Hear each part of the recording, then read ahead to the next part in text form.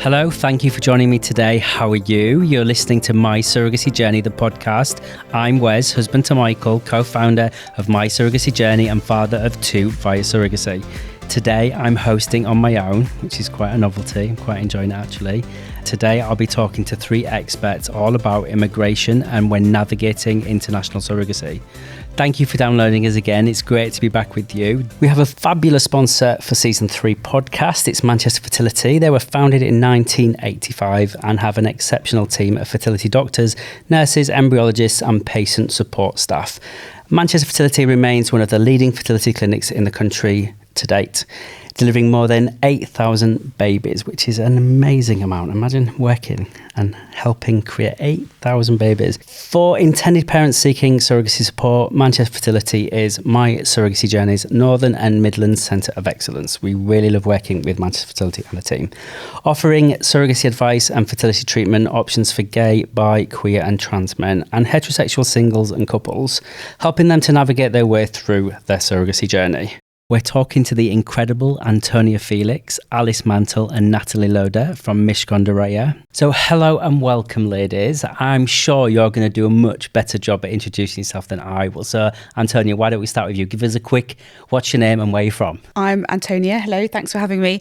And I am a family lawyer and I live in London. And I'm Alice. I'm also a family lawyer at Mishkons. I've been there for 10 years and I'm also from Southwest London. I'm Natalie. I'm an immigration lawyer at Mishkon. I'm from all over the place. Okay. But at the moment I live in London. Amazing. So thank you for being in the studio with us today. We much prefer having people in person because we get so much of a much more fluid conversation and I think a much better podcast. So I'm really looking forward to this episode. It's all about the impact of immigration and international surrogacy. Now, you guys, we've got some experts in the room. So let's start off with really looking at the destinations that are fairly common and talk us through how friendly some of those are from an ease of exit point of view. Who's going to take that one first? I think that's my jurisdiction. I love how you both just look straight at Natalie. So ease of exit, that's a really good point. So a lot of people wouldn't realise at the start of their immigration journey that they have an immigration angle that they need to consider. So the first point to make is that your baby once born can't travel until it has a travel document, so a passport. So there'll be some countries, if you're looking at international surrogacies, where your baby will get a passport just by virtue of being born in that country. And there are other countries where there's no acquisition of citizenship at all. So you will have to wait until, if you're British, until your baby is given a British passport before you'll be able to travel. So commercial surrogacy isn't legal in the UK, so that's why people look internationally to do surrogacies. And some popular destinations that we've seen are the US and Canada, Ukraine, Georgia and Mexico. So for countries like the US and Canada, they have great citizenship laws because if you're born in the US or if you're born in Canada, you have an automatic acquisition of US or Canadian citizenship. So that means your baby born there will get a US or a Canadian passport, and you can probably get it relatively quickly, which means as soon as you've got the passport, you can come home. So if we're thinking about the US, usually you can get your birth certificate about a week after the baby's born, and then you will usually have your US passport about a week later. So you're looking at maybe a 2 to 3 week return to the UK post-birth, which is so fast. It is super fast. I mean, I hadn't heard of it that quick, and I always put a buffer in there and I say 4 weeks, but that's just to manage expectation because we all know what IPs are like when they're kind of trying to navigate that. Well, that's just everything goes very smoothly. As soon as the baby's born, you're putting in that application for the birth certificate. As soon as you've got the birth certificate, you've got the passport application ready and it goes in and you're using the priority services to get everything done. So maybe 4 weeks is more realistic because often you can't name your baby straight away. You might want to have a few days to think about what are we going to call our baby. So you can't always automatically just go straight for your birth certificate. So there are lots of things which could cause a hiccup in the timeline. And of course, you're dealing with government agencies as well for these documents. So sometimes, you know, it's not always the published timeframe that you'll get your documents returned to you. So yeah, I think it's good just to have a buffer. And so I would say anywhere between 2 to 4 weeks to coming home. And that's, I suppose, if it's very straightforward, if you know in advance exactly, I speak to a lot of intended parents where there's quite complex immigration statuses. I might not be using the right terminology here, but I kind of know what I mean. In terms of, one might be a British national, one might not, or they might have certain visa status. And I'm assuming all of those elements can impact that. That's right. So the US and Canada are popular because of that. Definitely your baby's going to get a passport from the US or from Canada. But if you're looking somewhere else like Ukraine or Georgia, there's no automatic citizenship. So your baby isn't entitled to a Ukrainian passport, isn't entitled to a Georgian passport.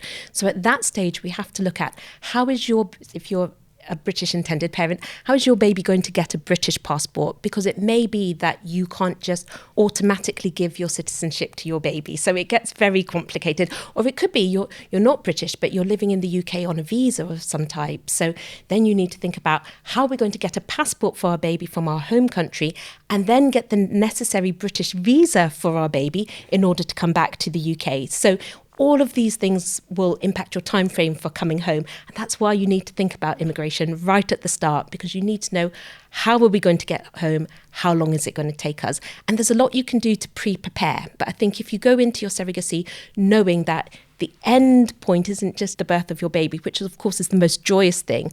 What's even more joyful is to come home and to be at home and introduce your baby to your family and friends. And that you need to get your immigration in line to be able to achieve. And that's why we always have Natalie or one of her colleagues in the first meeting, because it's often not something that someone's thought about. I agree. I totally agree. And they need to be fully informed so that they can make arrangements on the ground. They need to know where they're going to live for however many weeks or months until they can get back to their home in the UK. Exactly. And what support they're going to have around them to help them care for their newborn baby. Exactly. And that's a really good practical point, Alice. So if you are having your baby somewhere where you might be looking at a 3-month wait or maybe even longer to be able to get a passport and come back to the UK, then you might want to think about, where will we comfortably be able to live and where will we be able to afford to live? Also, what's it going to look like in terms of work? So I'm an immigration lawyer, so of course I'm always thinking about immigration, but a visitor status won't always let you work from that country. So if the primary carer is not working, but the second parent is going to have to work, it may be they won't be able to do it from the country where your baby's born without having some kind of employment visa or a visa that allows them to work. So some countries have sort of, digital nomad visas. In some countries, it's really easy to get an employment pass. In other countries, it's almost impossible to get an employment pass. So you need to think about what our work arrangements going to look like. And then who's our support network once we get there? Maybe you need to think about, do I need to get a visa for my mum or my dad or my brother or my sister so that they can come out and visit us while we're waiting for the baby's passport to come through and give us support and start to bond with the baby as well. So we've spoke specifically about immigration, and it does absolutely blow my mind because there's so many variations and so many things that people have to consider. And I think it's absolutely essential in my eyes to make sure you do get really up-to-date immigration advice before you start. But let's talk more specifically let's talk about the US or Canada. If people are thinking about that destination and they've got their mindset on the US as an example, we would always recommend that they work with one of our partners, potentially Mishcon Dorea, to understand what that legal process looks like for the parental order when they return. Yes, there's immigration aside, but they still have to go through a parental order, right? Yes, they do. And that's, again, when you speak to clients at the beginning, the intended parents at the beginning, and they think that it's going to be easier because they've chosen a destination where there might be the ability to have a pre-birth order, like in America. When they speak to us, we often feel a little bit like we're coming at it from a more negative angle, when actually it's a really exciting time when we have to say, regardless, you've still got to get a parental order in England and you've still got to go through the same process as if you were doing it in another jurisdiction. But obviously it makes it slightly easier if they're working with people in the US, agencies and clinics who know how to do it and who have done it a lot. And because it's a very popular destination, it's usually slightly easier to get all the paperwork and to work with the people that they've got in the US as well. But yeah, it doesn't change the fact they still need a parental order here, and the timings are no different either in terms of waiting to get the parental order, which can take 6 to 9 months in England. No, and I think people underestimate that. And I think at My Surrogacy Journey, we obviously make sure that they get independent legal advice before they start their journey, so they understand exactly what the parameters are. They can get access to immigration advice. For me, it's all about how do you equip them with everything that they need to know so that they're going into this journey with their eyes wide open and understand the impact impact of every single stage of the journey. That's the ideal, right? Yeah, and I think it's, as Antonia says, you don't want to kind of be the bearer of bad news and say, well, yes, you've gone to California and you're the child's parent there, but actually you come back home and in England you're not recognised as the legal parent and need a parental order. And similarly with other emerging jurisdictions that might be cheaper than California, people need to understand the risks, and then it's up to them to make their decisions accordingly, as long as people don't go into things kind of blind to those risks. And I hear quite often, actually, that some people just don't even submit the parental order application. Yeah. Yeah, absolutely. What's the impact of that? Because people think there's no impact, but actually there's quite a significant impact there, isn't there? I think it's been referred to as a ticking time bomb, because right now, when your child's growing up, they're at school or whatever, it might be fine. You might have your red book, you might have your birth certificate, you might be able to sign them up for schools, nursery, whatever, and not have any issues. God forbid they might have an accident or something, you might need to consent to some medical treatment for them or something. Again, might not be an issue, but could be an issue if the doctors ask, well, do you actually have authority to make these decisions and to give these consents? But also further down the line, if the parents fall out and then there's a battle over who the child's going to live with, who's going to look after them, sometimes it can come up then. Sometimes it can come up with passports. Sometimes it can come up with inheritance. So, it can be a long way in the future that it comes up. And even pensions, which people obviously don't think about, the more unknown. Yeah, so I can completely understand how people have gone through these really long, really expensive journeys. And the last thing they want to do is go to court, tick another box, fill in some more paperwork, have another social worker evaluating their circumstance. They just want to live their lives happily with their baby. But it shouldn't actually be an arduous thing to get a parental order. It should be an easy thing that people can be guided through as long as they tick the boxes. And, the court hearings, yes, you're in a court building, but it should be a pleasant experience. The judge, sometimes they, want the babies to come in, they want to have the photo and things. So I think, yes, some people think it's unnecessary. A, it's not unnecessary. And B, it shouldn't be unpleasant. No, this was not a kind of a question that anyone had prepared for, but look at that answer. Straight to it, and like one after another. I was waiting for them. Bing, bing, bing, there we go. Everything I was expecting you to say, there we go. Yeah, and I think it is difficult because in meetings, the clients ask us that, they say exactly what you've just said. And obviously this baby is yours and you come home and it's always going to be yours and you're caring for it. So we have to be, as lawyers, quite careful that we don't just come at it legalistically, but also, from a personal point of view, which is, we really advise you do this because in the long run you'll be pleased. But equally, of course, that baby's yours and no one's saying it's not. Because I think some people arrive at this point having been through a very emotional journey and they don't even want to think about the fact that their baby might not legally be theirs. But I also think later down the line, if when your baby's grown up and they ask questions, there have been recent cases where a parental order has been made out of time, because you usually do it within 6 months of the birth of the baby, because that child actually wanted to have that identity. And you can't necessarily think about that before your baby's even been born, but the reality is you just don't know what's going to happen. And so in a way it's easier to do earlier rather than worry about it. And the other thing is that it's such a changing landscape and people now understand so much more about surrogacy, which is brilliant, and we're all here today because of that. But some people don't understand it or have just a complete lack of awareness. And I know you guys have spoken about this before, but in hospitals and things, you might have that one doctor, that one nurse who doesn't really know about surrogacy and will be asking questions, and it might be 1 in 1,000, but I suppose it's just trying to avoid that happening to you at a time when you're not going to be wanting to be worried about explaining how your baby was born. No, I totally agree. And I think when you have been on that journey, you've done an international journey, if this one last thing is just to get your PO, just to give you that kind of sense of security, then there's no grey area. There's nothing to be worried about. No one's going to come knocking on your door. It doesn't make sense to me why people wouldn't just do this last piece when you've done so many pieces. One more isn't going to make that much difference. I think it feels overwhelming, doesn't it? When if we speak to them, which is brilliant if we do, and you help us with that, if because the people that you work with, that's what you recommend. But if we speak to them at the very start of the journey, you're talking about possibly 9-12 months before the baby will even be born, and then another kind of 6 weeks to wait before you could do it, and then possibly another 6 to 9 months. And I think the timings can be quite overwhelming for people. Yeah, sure. And I think some jurisdictions you're named already on the birth certificate. So the mother on the birth or the father on the birth certificate are the intended parents. So people just don't realise the importance of it because they think I've got a birth certificate that shows my name, that shows I am the parent of this baby.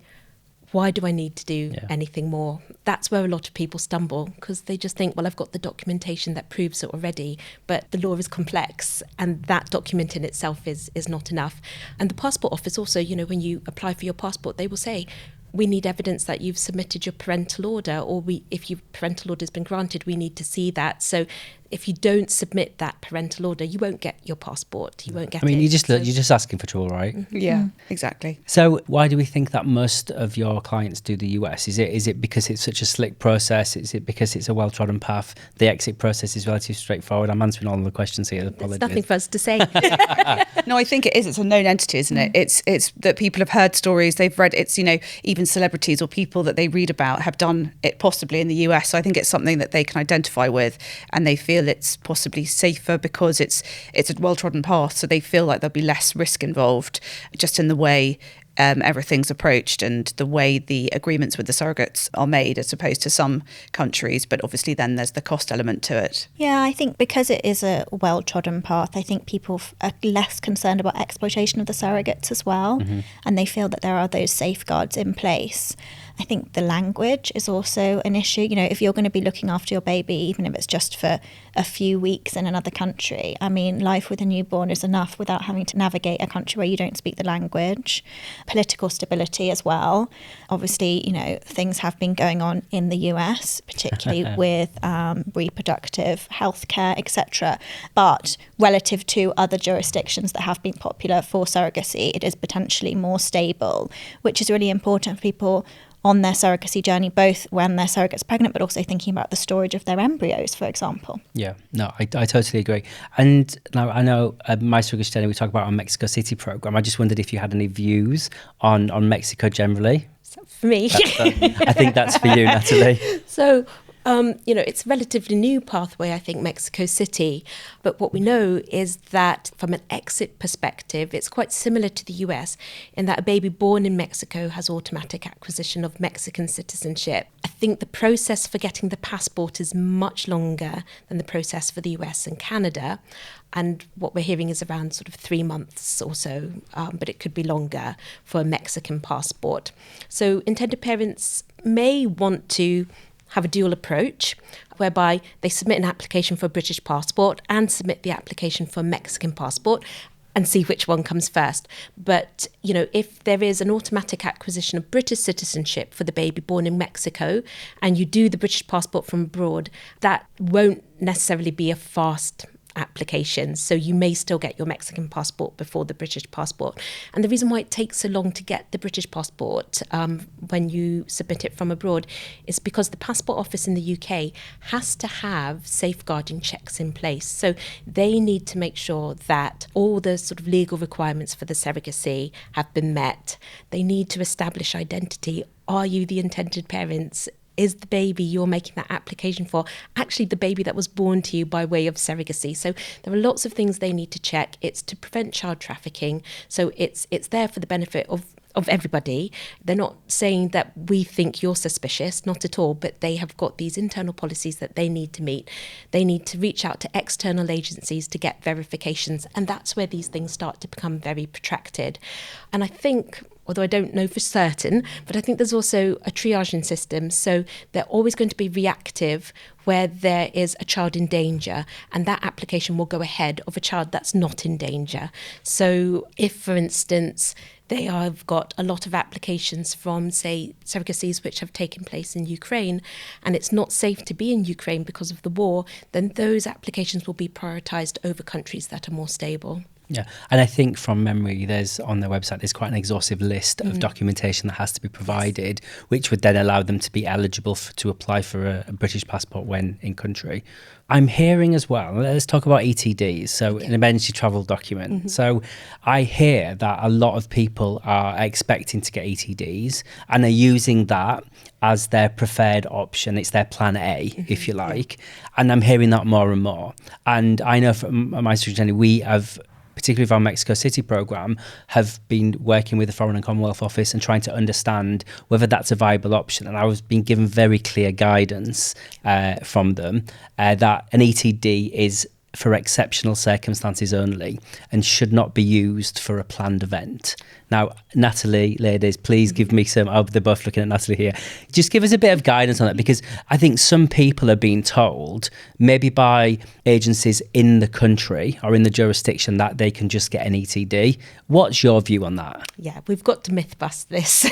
Absolutely. So emergency travel documents are just that. They are emergency travel documents for emergency situations. So I think where this idea that any baby born by way of surrogacy is entitled to an ETD has come about because during the COVID pandemic, the UK government changed their policy and exceptionally allowed surrogate babies to be granted ETDs because there was a complete shutdown of passport issuance in the countries where they were born. So the only way to be able to come back to the UK would be with an emergency travel document, because they wanted all the babies to be able to come back to the UK as quickly as possible. So once they get back to the UK, they would then apply for a full British passport once they were back in the UK. But now that the COVID pandemic is over, the ETD for a baby born by way of surrogacy is not just a given. You have to be able to show that there is an emergency situation which warrants it. It's still not that easy to do. So an emergency situation could be if, God forbid, your baby is born with a health issue and it's not possible for that baby to be treated in the country where it was born, and there's a real requirement to bring the baby back to the UK as quickly as possible. That could be an emergency situation. It could be if your baby is born in Ukraine and there's a significant risk to life or to health. If you don't come back quickly, then in that circumstance, perhaps an ETD will be granted. But I think a planned event in a country which is relatively stable, that is not going to warrant an ETD. So I think people shouldn't, I think the overwhelming advice here is do not rely on an ETD, because it's very unlikely that you're going to get an ETD if you're thinking that's your plan A. Mm-hmm. You need to follow the process. You can't use an ETD to circumnavigate around the normal exit process. No, you need to go into it with your eyes wide open. So if you're being told you can definitely get an ETD for your baby, do not rely on that. It may be possible to get an ETD in a very narrow set of circumstances, but certainly not for every baby born by way of surrogacy. So you heard it first here. Do not rely on an ETD. Amazing. Let's just talk about some of the more obscure destinations that we hear popping up. So let me just reel a few of these off. Mombasa, Turkmenistan, Ghana. Now, I've lived in Turkmenistan for a really short period of time for work, and it's not one of those places that automatically make me feel like surrogacy is going to be an amazing destination for that. So just give me your views on Mombasa, Turkmenistan and Ghana. On the one hand, from a family law perspective, as we've said, regardless of where you have your baby and regardless of what the legal position is there, when you come back to the UK, you still have to apply for a parental order. And as long as you can tick all the boxes and fulfill all the requirements, then the court isn't going to say, oh, you went to this country. They don't discriminate on destination. No, exactly. But put that to one side, you obviously have to think about what's the law there on surrogacy. Is surrogacy recognised, or is it just kind of under the carpet? The practical issues when you have your baby, where are you going to live? Is it safe, secure? Can you speak the language? How are your support network going to be there? Also, obviously, we all understand how desperate people are to have babies, but ensuring that you're comfortable with the ethical situation there and that you're comfortable that the surrogates aren't being exploited and that everything is done in a way that you will be comfortable with now and you'll be comfortable with your child knowing was how they came into the world. And unfortunately, there are a lot of jurisdictions that become very popular. So who knows, one of those countries might be the next kind of top destination. But then it becomes too popular, there is an awful case or an instance of exploitation or more, and then those countries can be shut down. And that's obviously happened with India, with Thailand, and most recently with Georgia. Absolutely. That's exactly what's happened with Georgia, isn't it? Yeah. It's been seen that it's becoming an industry. The Georgian government don't like it, and they're now closing it down to international intended parents. Yeah, so it's one of those risks. And so I think that's why the Mexico City pathway is such a good thing, is because a lot of people can't afford the US. And, it is hugely expensive for one child, let alone if you want to have siblings. So having an alternative where where you're comfortable that everything is legitimate, no one's being exploited, everything feels safe, is really, really important, because otherwise people can be tempted to go to all these different countries. And you know what? Their journey might be fine, but it might not. It is. And it's about that risk, isn't it? It's about how much risk are you willing to accept? Yeah. And it's working with trusted advisors, essentially, like My Surrogacy Journey, and the right lawyers and the right agencies. And if they've done the research and they're working with people that they know, that they trust, and that they understand the answers to their particular questions, because everyone has something that is more important to them, possibly, and depending on what relationship they want to have with the surrogate and the agency and getting all the documents, etc. So if Mexico City is going to offer that sort of pathway where they can ask questions and have the answers and not feel it's a process that they can't have an input into, then I think that's a really good thing. I agree. And I talk to intending parents a lot, and the things I say to them when they're asking me about international destinations, I say there's no perfect destination for surrogacy. It doesn't exist, but there's an ideal destination for them, and it's about, and inevitably there's going to be some compromise along the way with a destination. Is it budget? Is it time frame? There's always some kind of, the UK is 2-year wait time, but the US is 250k. It's like, how do you navigate through all of those different pathways and know which one's right for you? And I think it's through working through an organisation, letting people help you understand what the pros and cons are to each destination, and then really finding out what works for you. Yeah, and like people might have family in certain jurisdictions or speak a particular language, or as Natalie said, it might be that one or both of the parents have to work during the period that they're going to be confined in that country with their newborn, and therefore they need to think about that. So it's this matrix of lots of different factors, and then choosing what's the right destination for the particular family. But I think it's a really big decision. Yeah, and Absolutely. Talking to people who have been through the journey, if you can find them, Yeah. or being put in touch with people, because then you can ask questions where someone has sort of given you the real-time examples of, oh, we did this, have you tried this? And I think that gets you thinking, so that you're then asking the people who are helping you the right questions as well. It is. I think sometimes you don't know what the right questions are to ask. You don't know what you don't know. I say this all the time. Exactly. We say it, but it's like you genuinely don't, unless you. I do struggle sometimes with these people who don't want to take the advice. There's lots of advice and people support you there now, but they're hell bent on going on a destination that they think is the right destination for them, and they don't take immigration advice. They don't typically get legal advice before they go, and these are the ones that turn upon your door in trouble because they've got themselves into a situation which was absolutely really avoidable. Exactly. Just to say, from an immigration perspective, there will always be a route back to the UK. So regardless of the destination that you choose, it's just how long are you going to stay there? How long do you want to stay there post-birth? How well are you supported in that country to stay there for a long time if the UK passport or if the UK immigration process is going to take a long time? You really, really need to think about those things, because once you get the baby, you want to enjoy your time as new parents with your newborn baby. You don't want to be worrying constantly about how many days until I get home, how are we going to afford being here, who's going to help me look after this baby. They're not the questions you want to have coming up after your baby's been born. But if you get all of the right advice at the beginning, you're going to know which is the most efficient and effective way to exit and get where you need to be, rather than kind of making mistakes and then realising that you're only having to deal with now the situation you're in, and there's very little you can do about it. Yeah, exactly. It gives you options. But I think also the world's changed so much recently. No one would have foreseen the COVID pandemic. Now we're all more cautious that you have to choose these jurisdictions, and also think about what might happen, even if it seems completely unlikely, because we still had intended parents in America just as COVID hit and the borders were shut down, stuck in America. And, it all ended up fine in the end. As Natalie says, everyone gets home in the end. But it's kind of thinking about all the options, and also thinking about them early enough so that when you're closer to the due date and you've got your little baby, you're not having to think about it. No, totally. And I think, we didn't foresee Georgia potentially closing down, and we're hearing lots of rumblings about Colombia. There's lots happening in the global surrogacy world. There's lots of rumblings about stuff happening. So being in a destination that is, more of a well-trodden path and has a more of a process, then must give you more comfort around it, the stability of it. Exactly. I think so. And I think, talking about all those different countries, the law on surrogacy differs so greatly across different countries. Even just across in mainland Europe. It's so different in certain countries than it is here. And so just that understanding for people that, I mean, a lot of people before they start on their journeys don't even know what the law is here, understandably, let alone what it is in various different jurisdictions. But there is such a disparity. It is. And look at the US and how the laws vary by state.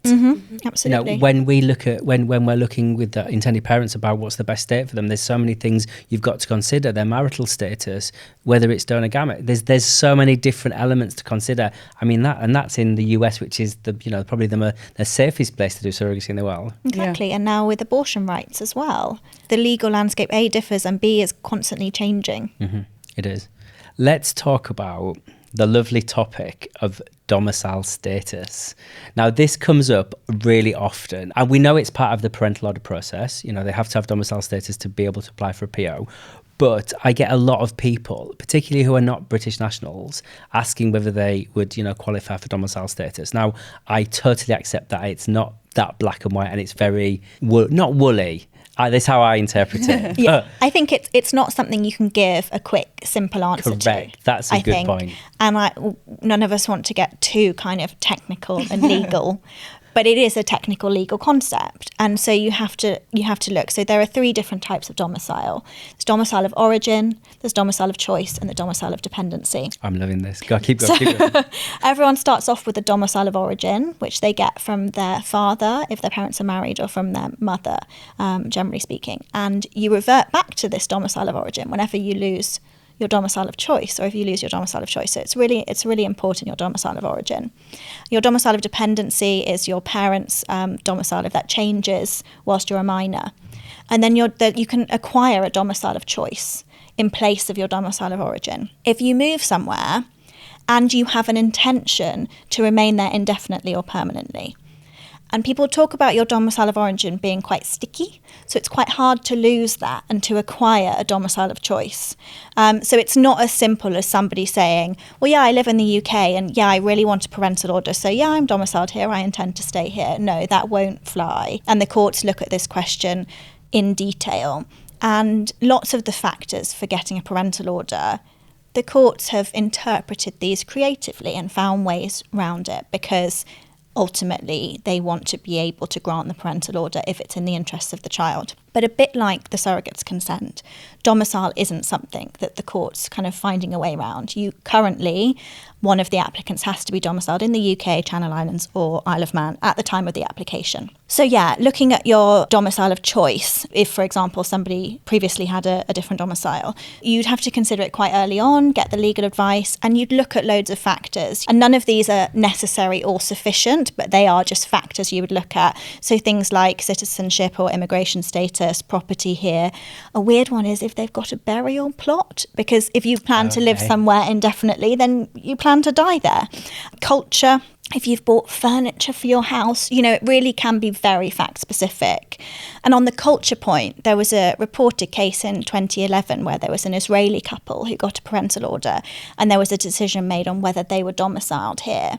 And there were various factors. The furniture one came up, but also the culture. And actually, they were a gay couple, and when they had come out, they'd been estranged from their families, and they'd faced bullying. They were in the military. They'd faced bullying from that, and kind of societally weren't accepted.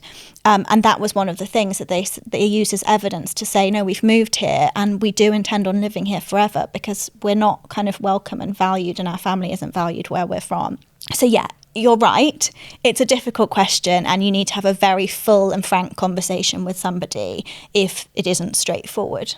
I mean, I never give advice on domicile. I talk about domicile status, and it's a requirement, but I always say you need to speak to your legal team, or you need to speak to a lawyer to let them help you understand whether you meet the criteria for having domicile status. And just as you just very eloquently described to me, that is exactly why. Yeah, I think it is quite a broad... It is, and it can be easier, maybe is not the right word, but if you're a couple and not a single applicant, then you can rely on one of them, and sometimes one of the intended parents has a slightly easier journey in terms of domicile, so you can, go with that. And so you can often try and work around it, but it's definitely complicated. Yes, I can absolutely see that. Now, let's talk about habitual residency, because in the Law Commission, they're looking to dilute? Is that the criteria? Is that would that be a fair assumption that they're looking to kind of change the requirements so that it would be domicile or habitually resident? Is that right? Yes, and that's an easier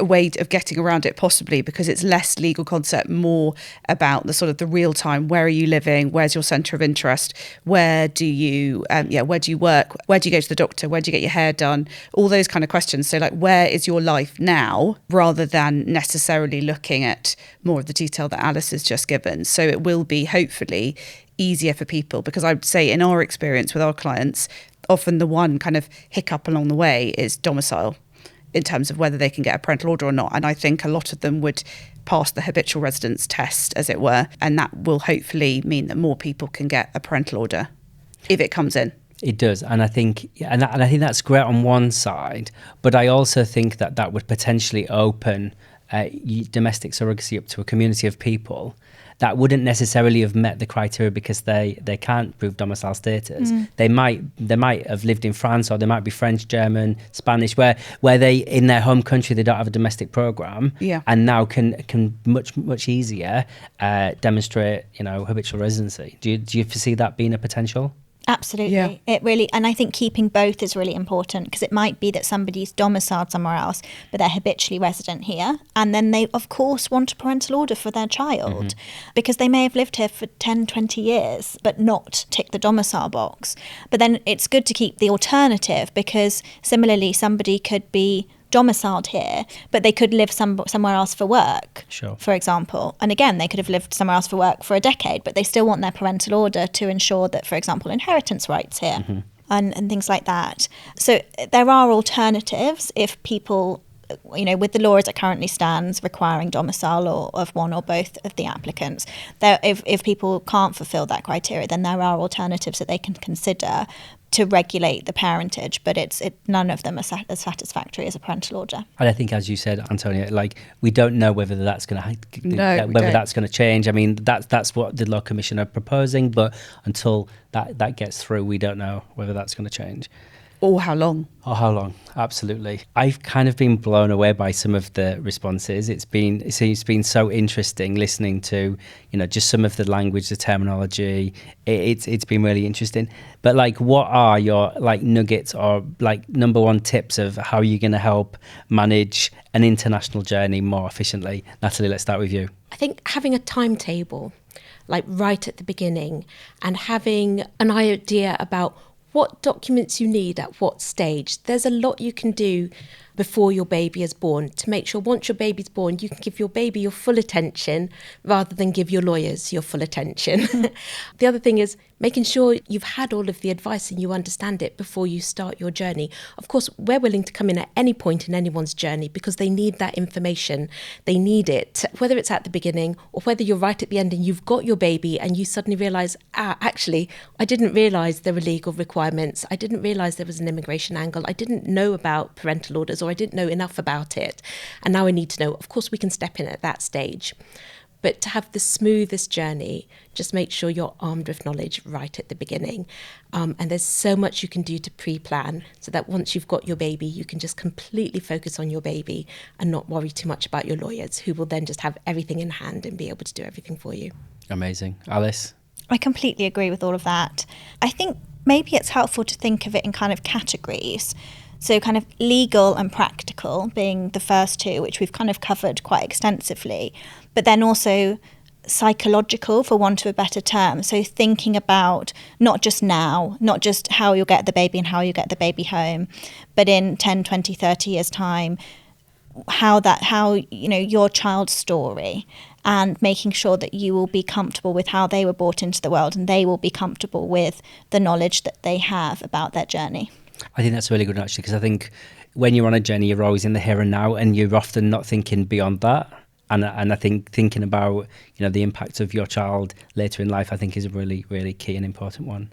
I mean, they've covered everything. But yeah, I know, that's a bit, not very good going last. Knowledge is power is all I would say, and ask questions. And I know you say you don't know what you don't know, which is completely right. But I think the more questions you ask, the more questions you think of.